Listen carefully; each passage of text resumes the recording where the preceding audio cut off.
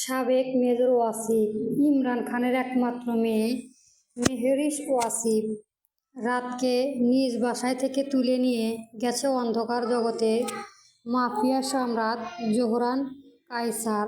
পুরো দেশে একদিনের মধ্যেই খবরটা আগুনের মতো ছড়িয়ে পড়েছে। প্রতিটি বড় বড় নিউজ চ্যানেলের হেডলাইনের এই খবরটি এখন আগুনের মতো জ্বলছে। সোশ্যাল মিডিয়া থেকে শুরু করে পাড়ার চায়ের দোকানেও লোকের মুখে মুখে এখন এই একটা খবরই বেশ দাপটের সাথে রাজত্ব করছে যে দেশে একজন সাবেক মেজরের মেয়েকে নিজ বাসা থেকে তুলে নিয়ে যাওয়া হয়, সেই দেশে সাধারণ মেয়েদের নিরাপত্তা কোথায়? ফেসবুকে কমেন্ট, সোশ্যালগুলিতে রীতিমতো নিন্দার ঝড় বয়ে যাচ্ছে। প্রশাসনের বা তার মাফিয়াদের আশঙ্কা নিয়ে সাধারণ মানুষের ক্ষোভ এখন চরমে। রাজধানীর অভিজাত্যপূর্ণ এলাকায় গুলশানের সাবেক মেজর ওয়াসিফের সেই বিশাল ডুপ্লেক্স বাড়িটি এখন নিস্তব্ধতার চাদরে ঢাকা। থমথমে পরিবেশ, কেবল রাতে মায়ের কান্নার মাঝে মাঝে সেট পড়েছে। ড্রয়িং রুমে রাখা 36 ইঞ্চি এলইডি টিভি স্ক্রিনে রাতে একটি মিষ্টি হাসিমাখা ছবি ভেসে উঠেছে, আর সংবাদ পাঠিকা যান্ত্রিক গলায় বলে চলেছে, সাবেক মেজর ওয়াসিফ ইমরান খানের একমাত্র কন্যা মেহরিশ ওয়াসিফ রাতকে নিজ বাসা থেকে অপহরণ করা হয়েছে। বাড়িটি সিসিটিভি ফুটেজ অনুযায়ী সন্ধ্যা 7টার দিকে কিছু কালো মুখোশধারী ব্যক্তি শ্মশান্ত অবস্থায় বাড়ির ভেতর প্রবেশ করে। পাহারারত সিকিউরিটি গার্ডের কুড়িয়ে জখম করে তাকে তুলে যাওয়া হয়। এখন পর্যন্ত পুলিশ কাউকে শনাক্ত করতে না পারলেও মেহরিশের বান্ধবীদের থেকে পাওয়া তথ্য অনুযায়ী জোহরান কায়সার নামে এক রহস্যময়ী মাফিয়া দীর্ঘদিন ধরে তাকে বিরক্ত করছিল। এইটুকু শোনার পরই জনাব ওয়াসিফ ইমরানের হাতে রিমোটটা সজোরে টিভি স্ক্রিন লক্ষ্য করে ছুঁড়ে মারলেন। মর্মর শব্দে স্ক্রিনটা ফেটে গিয়ে অন্ধকার হয়ে গেল। তার একমাত্র পৃথিবী, তার মেয়ে রাত। গত 7 দিন ধরে মেয়েটা কেমন মনমরা হয়েছিল, খেতে চায় না, একা বারান্দায় দাঁড়িয়ে থাকতো। ওয়াসিফ সাহেব সেটা লক্ষ্য করেও ভেবেছিল হয়তো পড়াশোনার চাপ, তাই তিনি অতটা গুরুত্ব দিয়ে দেখেননি। কিন্তু আজ নিজের সেই অবহেলায় তাকে কুরে কুরে খাচ্ছে। বাড়ির সামনে পুলিশের ভ্যান আর ক্রাইম সিন ইনভেস্টিগেশন টিম সিএসআইটি চাষে বেড়াচ্ছে। হলুদ ফিতা দিয়ে ঘিরে ফেলা হয়েছে মূলত প্রবেশপথ। গার্ডদের মধ্যে একজনের প্রাণহানি হয়েছে ইতিমধ্যে। নিউজ চ্যানেলের সাংবাদিকতা ক্যামেরা নিয়ে নিশ্চিত সত্ত্বেও বাড়ির ভেতরে প্রবেশে অপ্রাণ চেষ্টা চালাচ্ছে। তারা জনাব ওয়াসিফ ইমরানের বক্তব্য শুনতে চায়, যাতে আরও কিছু রস মিশিয়ে ঘটনা প্রচার করে নিজেদের ভিউ বাড়িয়ে দিতে পারে। কিন্তু পুলিশের কড়া নজরদারিতে তা আপাতত সম্ভব হচ্ছে না। কিছু চোখ জানাতো ভিড়ও দেখা যাচ্ছে। ভেতরে বিশাল ড্রয়িং রুমে বসে আছে পুলিশের উচ্চপদস্থ কর্মকর্তারা। আইজিপি স্বয়ং এসেছে পরিস্থিতি সামলাতে, কারণ সাবেক মেজরের প্রভাব এবং জনরেশক দুটোই এখন তুলনে।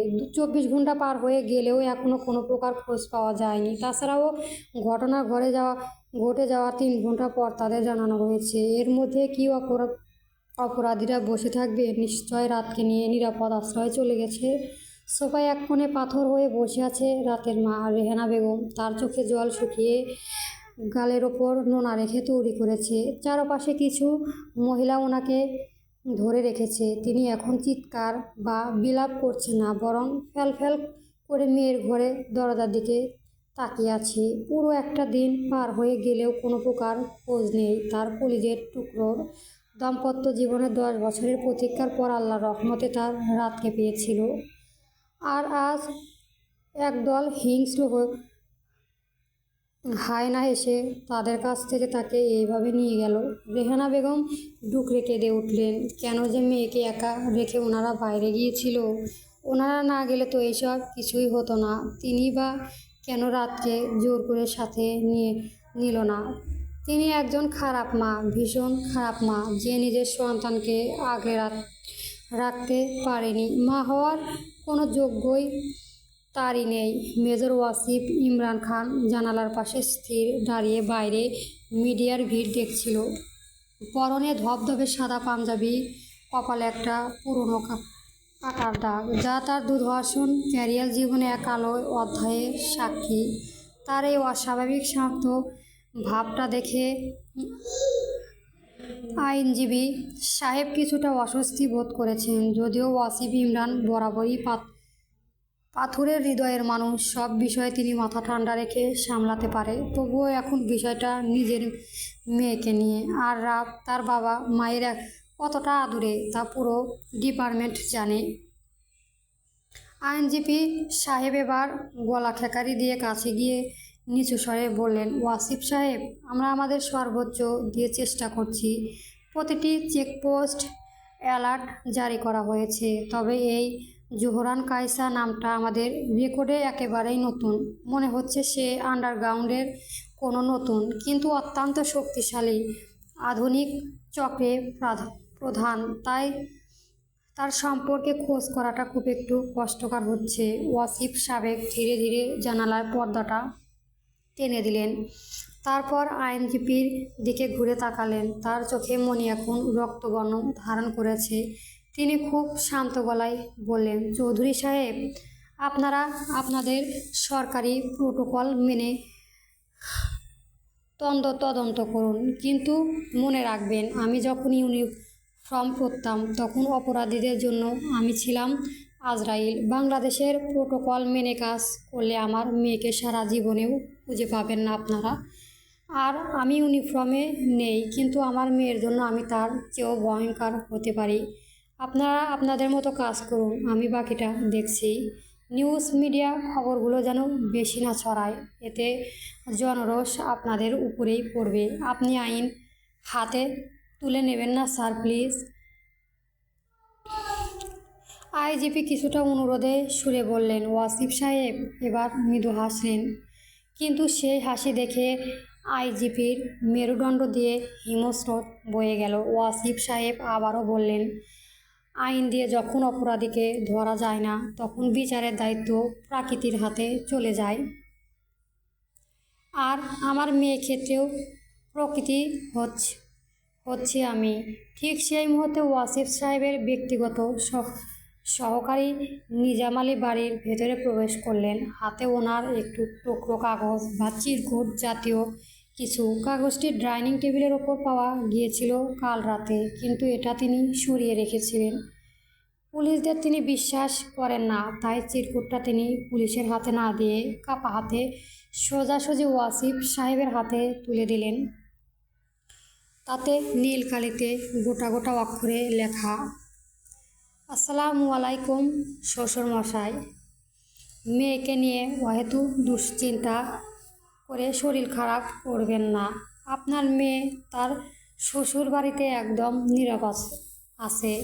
সামনেই বিয়ে, আবার ভাববেন না আপনার মেয়ে বিয়েতে আপনাকে দাওয়াত দিবে না। অবশ্যই দেব, আপনি আসবেন, আমাদের দোয়া করে দিয়ে যাবেন। তাই এখন খোঁজাখুঁজি কোনো প্রয়োজন নেই। অহেতু সময় নষ্ট করে কোনো লাভ আছে? তার থেকে ভালো আপনি আপনার নাতি নাতনির নাম কি রাখবেন সেটা প্ল্যান করুন। জোহরান কায়সার চিঠিটা পড়ার পর ড্রয়িং রুমে এক তিনপতন নীরবতা নেমে এলো। ওয়াসিফ ইমরান খানের হাতে মুঠোয় চিরকুটটা দুমড়ে মুচড়ে একাকার হয়ে গেল। শেষে লাইনটা পড়ে ওনার মাথা আগুন ধরে গেল। কতটা জঘন্য!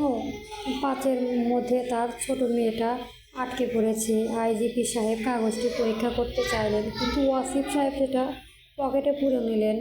জোহরাল কায়সার নামে একটা গুন্ডা বদমাস তার মেয়েকে বিয়ে করতে চায়। এই বিষয়টি যেন অপমানের চেয়েও বড় হলে বাজল ওনার কানে। নিজাম ওয়াসিফ সাহেব কণ্ঠস্বর এখন খাদের মনের গভীর।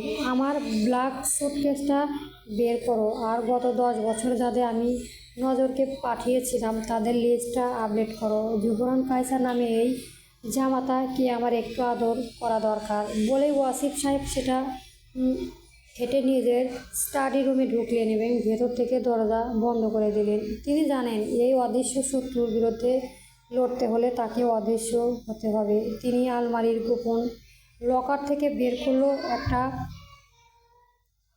স্টাইল ফোন এবং পুরনো একটা ডায়েরি, যেখানে তার বিশ্বস্ত কিছু শ্যাডো মেম্বার এবং তালিকা আছে, যারা একসময় তার স্পেশাল স্কোয়াডে ছিল। রাজধানী থেকে দূর গাজীপুরে রাজন্তপুর উঁচু রাস্তা পেরিয়ে একটা কালো রঙের ল্যান্ড রেবল গাড়ি পুরন গহীনে শালবনের সরু রাস্তা ধরে যখন ঢুকলো, তখন বিকেলে হালদলে রোদ্দুর মোটা ঘাসের ওপর শেষবারের মতো ঝিলিক দিয়ে মিলিয়ে যেতে শুরু করেছে। দুপাশে আকাশ ছোঁয়া শাল আর গাজারি গাছের সারি যেন এক একটা পাহাড়দান সনদের মতো দাঁড়িয়ে আছে। আরও কিছুটা গভীরে গিয়ে গাড়িটা চাকা লাল মাটিতে একেবারে খুবড়ে পথ মরিয়ে যখন একটা ঢালু জায়গায় এসে থামলো, তখন চারপাশটা বেশি নিঝুম। যত দূর চোখ যায় কেবল দীর্ঘ গাছপালা আর বনলতার জঙ্গল। বনে এই অংশটা সাধারণ মানুষের চলাচলের বাইরে, অনেকটা মানচিত্র থেকে হারিয়ে যাওয়ার কোনো ভূখণ্ডের মতো। বনের ঠিক মাঝখানে ডালপালা লতাপালা ছন্দবেশ ধারণ করা এক বিশাল লোহার গেট নিঃশব্দে খুলে গেল। ল্যান্ড ল্যাবরেটরি ভেতরে প্রবেশ করতে যেন অন্য এক জগৎ উন্মোচিত হলো। সামনেই দাঁড়িয়ে আছে এক বিশালাকার অট্টালিকা, নীল কুঠুরি। বাইরে জরাজীর্ণ নীল কদদের কুটির আদরে তৈরি হলেও এর ভেতরে যেন অত্যাধুনিক প্রযুক্তির সমাহার। তার বাইরে থেকে বোঝার উপায় নেই। গাড়িটি থামাতেই দ্রুত একজন গার্ড এসে দরজাটা খুলে দিল। ল্যান্ড ল্যাবরেটরির পেছনে দরজা খুলে যেতেই বেরিয়ে এলো এক জোড়া কালো চামড়ার বুট। ধুলোমাখা মাটির ওপর পা রাখতেই চারপাশে সশস্ত্র গার্ডরা একযোগে মাথা নত করে সম্মান জানালো। গাড়ি থেকে নামা জোহরাল কায়সা, দীর্ঘকার গার্ড, পরনে নেভি ব্লু রঙের ব্লেজার আর চোখে হালকা শেডের সানগ্লাস। ভেতরে ফর্সা শার্টের উপরে 3 চার্টের বোতাম খোলা, যা ফাঁকা দিয়ে পশমহীন ফর্সা বুক দেখা যাচ্ছে। তাকে নামতে দেখে তার সমবয়সী আরেকজন যুবক এগিয়ে এলো, ঠোঁটের কোনো মৃদু হাসি ফুটিয়ে তুলে বলল, এতক্ষণে আসার সময় হলো? নায়িকা কান্না করতে করতে নাজেহাল আর হিরো আসলো মুভি লাস্টে। এই কথা হইল বড় বউ তুলে এনে নিজেই এত লেট কেউ করে? জোহরান নিজে চুল হাতে চালিয়ে আরিয়ানের দিকে এক পলক তাকালো। তার ঠান্ডা মেজাজে আড়ালে আজ এক অদ্ভুত অস্থিরতা লুকিয়ে আছে। সে ধীরে সুস্থে চোখ থেকে সানগ্লাসটা খুলে ব্লেজারের পকেটে রাখতে রাখতে ছোট ছোট কদম ফেলে অট্টালিকার দিকে এগোলো। যদিও বাড়িটার বাহিরের দিকটা দেখলে মনে হয় একটা কোনো রাজবাদশার আমলের পরিত্যক্ত বাগান বাড়ি, তবে তা নয়। সবার থেকে গোপন রাখার জন্যই মূলত এই স্টাইলে বাড়িটি বানানো হয়েছে। জোহরান বলল, দেরি হওয়ার কারণ আছে। শ্বশুরমশাইয়ের বাড়ির পর রাস্তা থেকে শুরু করে এখানে আসা আগ অবধি যতগুলো সিসিটিভির ফুটেজে আমাদের গাড়ি আছে, তার ক্লাউড থেকে পুরোপুরি মুছতে সময় লাগলো। আইটি সেল যদি একটু সূত্র পায় তবে পুরো প্ল্যান ভেস্তে যাবে। আরিয়ান জোহরানের কাঁধে আলতো করে চাপ দিয়ে শাবাশি দিয়েই জোহরান ভ্রু নাচিয়ে বলল, তোর ম্যাডামের কী খবর? জোহরানের কণ্ঠে এখন গম্ভীরতা বিরাজ করছে। আরিয়ান দীর্ঘশ্বাস ফেলে বলল, তোর কথা মতোই তাকে রয়্যাল স্টোরে রাখা হয়েছে, কিন্তু মেয়েটা তো পাথরের মতো বসে আছে। গত 24 ঘন্টায় এক ফোঁটা জলও মুখে দেয়নি। গার্ডরা খাবার নিয়ে গিয়েছিল, ট্রেসহ ছুঁড়ে ফেলে দিয়েছে। শরীর দুর্বল থাকায় এখন ঘুমের ওষুধ দেওয়া হয়েছে আর স্যালাইন চলছে। আসলে বাঘের মেয়ের তেজ তো একটু থাকবে। জোহরান থামল। তার ঠোঁটের কোণে একটা নিষ্ঠুর কিন্তু মুগ্ধতার হাসি ফুটে উঠল। সে নীলকুঠি বিশাল হলেও ভেতরে প্রবেশ করল। সেখানে দেওয়াল জুড়ে থাকা মিনিটগুলোতে গোটা রাজধানী বিভিন্ন পয়েন্টে লাইভ ফিট করেছে। সেগুলোর দিকে একবারও না তাকিয়ে সে সোজা লিফটের দিকে এগিয়ে গেল। তেজ আছে বলেই তো তাকে আমার পছন্দ। আরিয়ান, পোষা বিড়াল দিয়ে আমার কাজ হবে না। আমার তো বাঘিনী চাই, যে আমাকে রক্তাক্ত করার ক্ষমতা রাখে। আরিয়ান আবার বলল, তোর ছেলে কিন্তু রাত আসার পর থেকে হিংস্র হয়ে উঠেছে জোহরান। সেও খাওয়া দাওয়া বন্ধ করে দিয়েছে। মনে হয় রাতকে খাওয়ার পাত্তারা খুঁজেছে। জোহরানের চিবুকে রেখা শক্ত হয়ে এলো। আরিয়ানের রসিকতাটা তার খুব একটা পছন্দ হয়েছে বলে মনে হলো না। সে লিফটে বাটনে চাপ দিয়ে স্থির গলায় বলল, ওকে আমি সামনে নেব। লিফট 2 তলা এসেই খুলে গেল। জোহরান নিজের পকেটে হাত গুজে সামনের দিকে পা রাখল। 2 তলা তেমন বিশেষ কিছুই নেই, কেবল দুটো কক্ষ। জোহরান ধীরে পায়ে করিডোরের দিকে এগিয়ে চলল। এখনকার মেঝেতে বিছানো নরম কার্পেট তার বুকে শব্দ শুয়ে নিচ্ছে। সে প্রথম কক্ষটার সামনে এসে থামল। দরজা খুলতে নিজের পকেট থেকে একটা চাবি বের করলো, তবে দরজাটা আগে থেকে খোলা থাকায় বেশ অবাক হলো সে। এই কক্ষের চাবি তো আর তার কাছে আর আরিয়ানের কাছে আছে, তাহলে দরজা খুললো কে? প্রশ্নটা মনে মনে চেপে ধীরে সুস্থে ভেতরে প্রবেশ করলো। পুরো ঘটনার দুটো বড় বড় স্ক্রিন। একটাতেই রাতকে রাখার ঘটনা দৃশ্য ভেসে আছে, আর একটাতে একটা অন্ধকার বিশাল বড় পুলের মতো ঘরে দৃশ্য চলেছে। ঘরটা ভেতর উত্তর দিকে আরেকটা ছোট লিফট আছে, যা একদম মাটির নিচে আসা যাওয়ার জন্য তৈরি করা হয়েছে। জোহরান লিফটটিতে ওঠার আগেই একবার বড় স্ক্রিনে থাকা রাতের ঘরে দৃশ্যটা দেখল। রাতকে ঘুমের ঔষধ দিয়ে পাড়িয়ে রাখা হয়েছে। পুরো বিছানা জুড়ে ছড়িয়ে আছে তার ঘন সোনালি বর্ণের চুল, হাতে লাগানো ক্যানোলা, যা ভেতরে স্যালাইন চলছে। মুখটা কেমন শুকিয়ে আছে। জোহরান মৃদু হেসে অত্যন্ত ক্ষীণ কণ্ঠে বলল, মাই স্লিপিং বিউটি। এরপরে জোহরান সেখান থেকে দৃষ্টি ফিরিয়ে লিফটের বোতাম চাপল। লিফট যখন বেসমেন্টের শেষ ধাপ পার হয়ে সেই তলা পৌঁছল, তখন চারপাশ থেকে একটা অদ্ভুত শীতলতা তাকে ঘিরে ধরল। এখানকার বাতাস কেমন ভারী আর ভ্যাপসা, যাতে মিশে আছে পচা চামড়া আর পুরনো নোনা পানির একটা কটু গন্ধ। দেওয়ালের কিছু জায়গায় নোনা ধানে আস্তে উপসে পড়েছে, আর সেখান থেকে চুয়ে চুয়ে পানি পড়ছে পুটপুট শব্দে। দেওয়াল জুড়ে শ্যাওলা পরে সবুজ হয়ে আছে। সেই নিস্তব্ধতা, জল পড়ার সেই মৃদু শব্দটুকুও যেন কানের কাছে করে ফিসফিসানি মতো শোনাচ্ছে। লিফট থেকে নামলো একদম ছোট দৈর্ঘ্য একটা সেতুর মতো রাস্তা, যার দুপাশ দিয়ে তোলা স্বচ্ছ কাচের দেওয়াল উঠেছে। সেতুর শেষ হলো সামনের সে বিশাল জলধারা, যার নিচে একটা গম্ভীর পুল। গুমোট অন্ধকারে কয়েকটা লাইন জ্বলে আছে। জোহরান সামনে এগিয়ে গেল। পুলের পানি স্থির হয়ে আছে, ঠিক যেন একটা বিশাল বড় আয়না, কিন্তু সেই আয়নার নিচে কি আছে তা বোঝার কোনো উপায় নেই। ভেতরটা এতই অন্ধকার যেন পুরো ব্ল্যাক হোল এখানেই লুকিয়ে রাখা হয়েছে। জোহরান পুলের একদম কিনারে গিয়ে দাঁড়ালো। তার হাতে টর্চের আলোটা পানির ওপর ফেলাতে দেখা গেল পানির নিচে কিছু পুরনো হাড় আর শিকড় পড়ে আসে।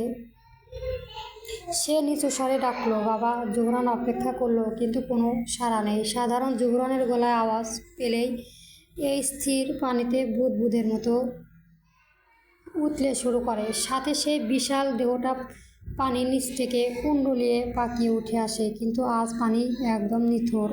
জোহরান ভ্রু কুঁচকে চারপাশটা দেখলো। টার্চের আলোটা পুরো পুলের ওপর থেকে সরিয়ে দেওয়ালের দিকে ঘেরাতে তার বুকটা একবার ছ্যাঁ করে উঠল।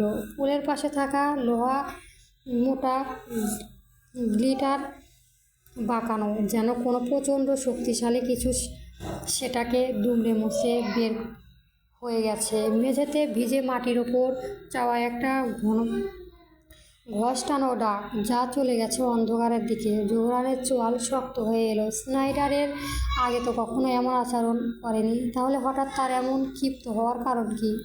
জোহরানের মাথার বিদ্যুৎ খেয়ে গেল। আরিয়ানের কথা তার কানে বাজতে তার কান দুটো লাল হয়ে যেতে শুরু করলো। স্নাইডার লিফটের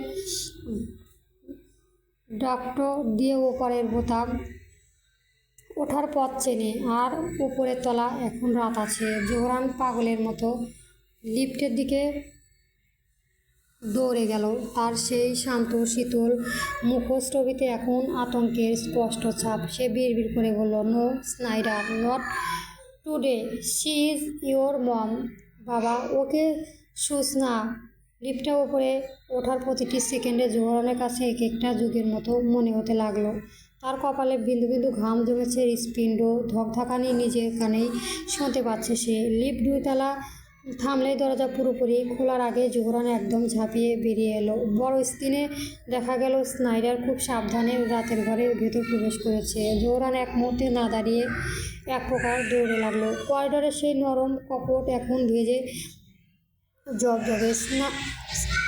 স্নাইডার শরীর থেকে ঝরে পড়া নোনা জল আর কাদার ছাপ স্পষ্ট মেঝের ওপর। জোহরান কোনো দিকে না তাকিয়ে সোজা রাতের ঘরের দিকে দৌড়লো। ঘরের দরজাটা আধ খোলা, ভেতর থেকে কোনো প্রকার শব্দ আসছে না, আর কোনো আসে সস্তাধনিক শব্দ। আর এই নিস্তব্ধতাই জোহরানকে সবচেয়ে বেশি ভয় পাইয়ে দিচ্ছে। সে ধাক্কা দিয়ে ঘরে ঢুকতেই তার পায়ের নিচে মাটি যেন সরে গেল। বিছানার ওপর রাত তখনও গম্ভীর ঘুমে, কিন্তু তার শরীরের চারপাশ ঘিরে এখন এক প্রকুশ গ্র্যাভিটেশনাল। স্নাইডার তার বিশাল শরীরটা বিছানার ওপর কুলুঙ্গে পাকিয়ে ফেলেছে। তার সেই ভারী আর পাথরের মতো শক্ত দেহের চাপে বিছানাটা একপাশে দেবে গেছে।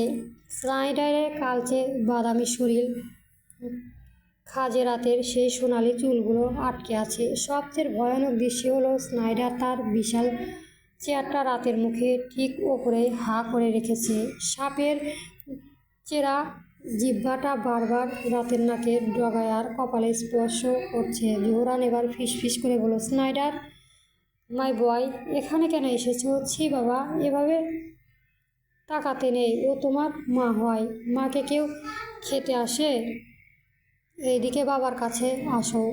জোহরানের কথায় সপারটা কি বুঝলো তা বোঝা গেল না, তবে সে এখন নিজের মারাত্মক ভাব ছেড়ে বিছানায় ছড়িয়ে থাকা রাতের সোনালি চুলের মধ্যে নিজের মুখটা নুয়ে রাখলো। জোহরান এক দীর্ঘশ্বাস ফেলল। তার শরীরে রন্ধে রন্ধে বয়ে যাওয়া হিমশীতল স্রোতটা যেন এবার একটু স্তিমিত হয়ে এলো। সে ধীরে পায়ে বিছানায় একদম কিনারায় গিয়ে বসলো। স্নাইডার এখন বিড়ালের মতো শান্ত হয়ে রাতের চুল মুখ বুজে আছে, যেন সেই এই নরম রেশমি চুলের কোনো এক অদ্ভুত প্রশান্তি খুঁজে পেয়েছে। জোহরান তার ফর্সা হাতটা বাড়িয়ে স্নাইডারের পিঠের মিশ্রিত আঁশগুলোর ওপর রাখা। সাপটা একবার গা ঝাড়া দিয়ে উঠল, কিন্তু জোহরানকে দেখে আবার শান্ত হয়ে গেল। ভালো ছেলে আমার স্নাইডার, অনেক ভালো ছেলে, জোহরান বিড়বিড় করে বলল। সে ঝুঁকে পড়ে রাতের ফ্যাকাশে মুখের দিকে তাকালো। ঘুমের ঔষধের ঘোরে মেয়েটা একদম নিস্তেজ হয়ে আছে। জোহরানের আলতো করে রাতের কপালে নিজের হাতে রাখলো। স্নাইডারের ভিজে শরীরের সংস্পর্শে রাতের শরীরটা কিছুটা ঠান্ডা হয়ে গেছে। হঠাৎ সে লক্ষ্য করেছে স্নাইডারের শরীরে চাপে ফলে রাতের হাতে লাগানো ক্যানোলা দিয়ে রক্ত উপরে উঠে যাচ্ছে। জোহরার হৃৎপিণ্ড যেন এক মুহূর্তের জন্য থমকে গেল। রক্তের লাল রাঙা তাস সাদাটে কনট দিয়ে ধীরে ধীরে ওপাশে দিয়ে উঠে আসছে। স্নাইডারের বিশাল দেহ ভরে রাতের হাতটা বিছানার সাথে চেপে আছে, যার ফলে রক্তের চলাচলের বাধা সৃষ্টি হচ্ছে। জোহরানের দাঁতে দাঁত চেপে নিজেকে শান্ত রাখার চেষ্টা করলো। এই মুহূর্তে সামান্য ভুল পদক্ষেপের মানেই স্নাইডারের ক্ষিপ্ত হয়ে উঠবে, আর তার এক ছোবল বা সামান্য চাপ রাতের হাড়গোড় গুঁড়ো করে দেওয়ার জন্য যথেষ্ট। স্নাইডারে তার কথা শুনলেও বাড়ির নতুন মানুষের উপস্থিত তাকে বিরক্ত করছে। সে নতুন মানুষ পছন্দ করে না, সে কেবল জোহরানের কথাই শোনে। জোহরান এই অ্যানাকোন্ডারের ডিমটা জাপানের কালোবাজার থেকে কিনেছিল 3 বছর আগে। তখন সে জাপানেই থাকতো, কিন্তু বাংলাদেশে চলে আসার পর স্নাইডারের স্বভাব পাল্টাচ্ছে। সে অল্পতেই ভীষণ বিরক্ত হয়ে যায়, যাকে তাকে পেঁচিয়ে ধরে, তাই ভয়েরও কেউ দোতলার কাছে যায় না। তবে আজ সে কিভাবে বের হলো রাতকে, বা সে দেখলো কিভাবে? জোহরানের মাথা প্রশ্নগুলো ঘুরপাক খেলেও সে তা বাদ দিয়ে স্নাইডারের উদ্দেশ্যে বলল, স্নাইডার সরে এসো বাবা, ও লাগছে। জোহরান অত্যন্ত কোমল কিন্তু আদেশসূচক গলায় বলল। তার এক হাত স্নাইডারের শীতল চামড়ার ওপর, আর অন্য হাত দিয়ে সে খুব সাবধানে রাতের অবশ হাতটা মুক্ত করার চেষ্টা করছে। স্নাইডার একবার হিস হিস শব্দ করে মাথা তুলল। তার চেরা চেরা জিহ্বা জোহরানের হাতে খুব খুব কাছে এসে থমকে গেল। জোহরান নড়ল না, সে স্থির চোখে তাকিয়ে রইল সাপেটের চোখের দিকে। জোহরানের চাহনি দেখে এবার স্নাইডার বিড়ালের বাচ্চা নেয় জোহরানের হাতে নিজের মাথা ঘষল, যার অর্থ সে এখন আদর চায়। জোহরানের মৃদু হেসে তার মাথার হাত বুলিয়ে দিয়ে আদুরে গলায় বলল, কি সমস্যা বাবা, তুমি এখানে এসেছো কেন? মা কত সুন্দর দেখছো। মা যদি এখন উঠে তোমায় দেখতো তাহলে ভয় পেত না? অবশেষে স্নাইডার ধীরে ধীরে তার কুলুঙ্গুলো শিথিল করতে শুরু করলো। বিছানাটা হালকা হাতে জোহরানের দ্রুত রাতের হাতটা টেনে নিল।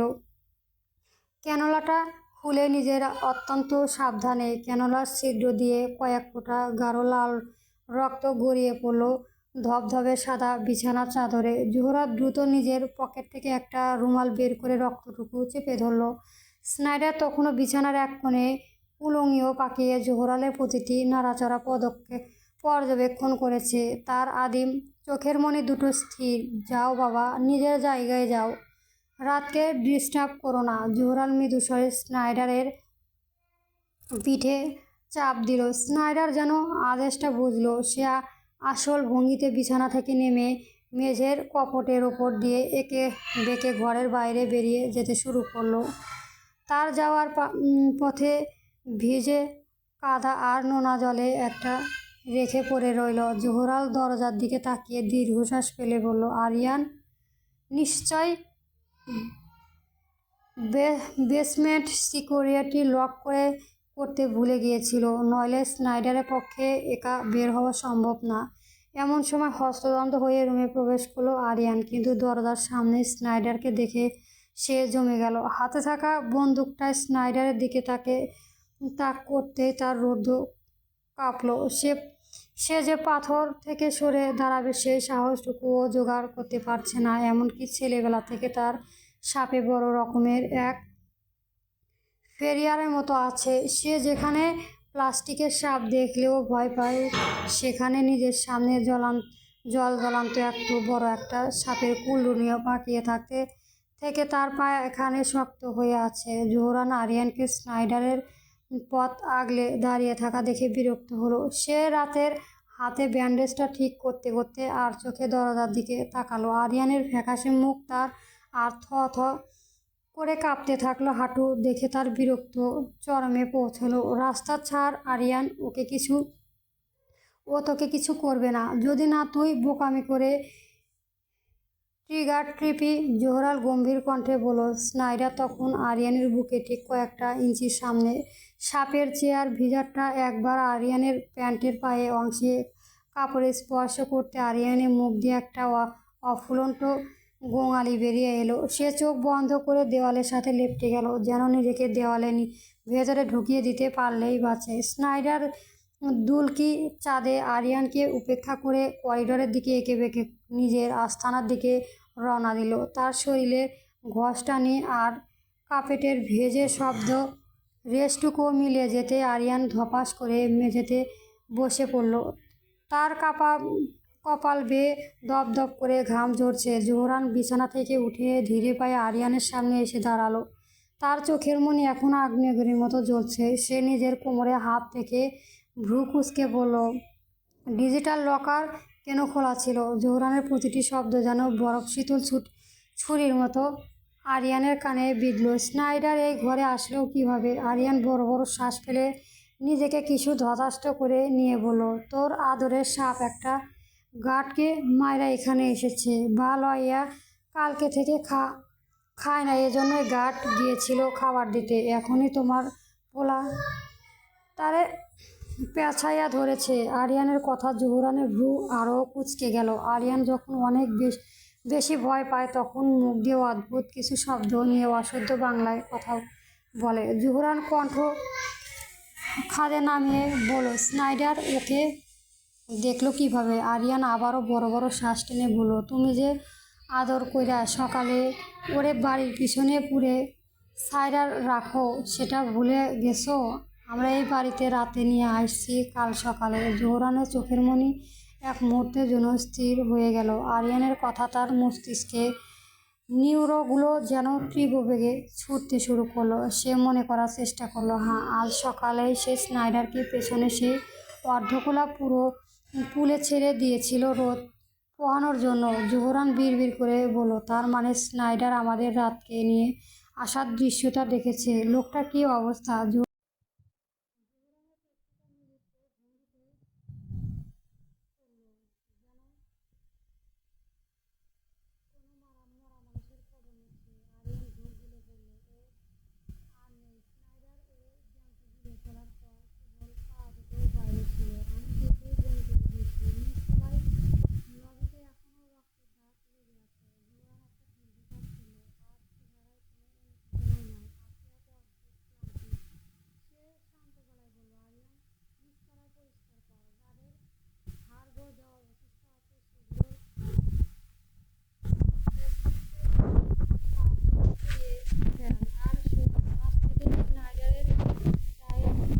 চ্যাট পাল্টাবে। ও এখন জ্যান্ত মানুষের রক্ত স্বাদ পেয়ে গেছে। এখন থেকে ওকে শান্ত রাখা তোর দায়িত্ব। যদি ও আবার দোতলায় ওঠে, তবে পরে খাবারটা আমি তোকে দিয়ে করবো। তাদের কথা মাঝে জেগে উঠল রাত। ঝাপসা চোখে চারদিকটায় তাকে উপস্থিত বোঝার উপায় করলো। মাথাটা কেমন ঝিমঝিম করছে, শরীর ভীষণ ব্যথা করছে, যেন ভারী কিছু তার উপর চাপিয়ে রাখা হয়েছে। দৃষ্টি পরিষ্কার হতে সে নিজেকে চেনার কক্ষে আবিষ্কার করলো। কালকেও সে এখানে ছিল। পুরো ঘরময় চোখ বুলিয়ে নিজের হাতের দিকে তাকালো। অবশ হয়ে আছে হাতটা, ক্যানোলা লাগানো, স্যালাইন চলছে। তবুও সে উঠে বসার চেষ্টা করলো। খিদেতে তার শরীর আবারও দুর্বল হয়ে যাচ্ছে। 2 দিন পূর্ণ হতে হয়তো আরও কয়েক ঘন্টা বাকি, তাই এই বন্দি দশা। রাতকে উঠে দেখে এক প্রকার দৌড়ে গেল জোহরাম। তার পিছনে একটা বাড়তি কুশল দিয়ে বসিয়ে দিল সোজা করে।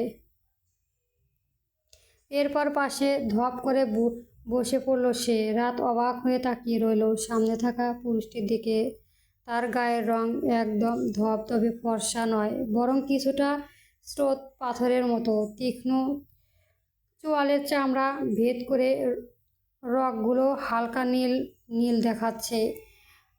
নাককে অগ্রসরের উপর একটা গাঢ় কালো তিল। চোখের একটু নিচে রয়েছে একটা গম্ভীর দাগ। ঠোঁটগুলো কিছুটা কালচে বর্ণে, হয়তো অধিক ধূমপানের ফলে। রাত জিভ দিয়ে নিজের ঠোঁট ভিজিয়ে নিল। তার গলা শুকিয়ে কাঠ হয়ে আছে, পানি খাওয়ার প্রয়োজন। আর এই দিকে লোকটাও কেমন করে তার দিকে এক দৃষ্টিতে তাকিয়ে আছে। রাত দৃষ্টি নামিয়ে ফেলল। ভীষণ অস্বস্তি হচ্ছে তার। এই লোকটাকে তো এখানে আসার পর সে আগে কখনোই দেখেনি। তাহলে লোকটা এখানে কি করছে? জোহরার নামে ওই ব্যক্তিটা কি তবে তাকে এই লোকটা কাছে বিক্রি করে দিয়েছে? এখন কি তার সাথে এই লোকটা খারাপ কিছু করবে? রাত ভয়ে আরও কিছুটা সিটিয়ে বসলো। কি করবে কিছুই বুঝতে পারছে না সে অফুরন্ত কণ্ঠে বলল, পানি। পরবর্তী গল্প পেতে আমার চ্যানেলটি অবশ্যই সাবস্ক্রাইব করে রাখবেন বন্ধুরা। গল্প সুইট বাট সাইকো পর্ব 1 থেকে 2 চলবে।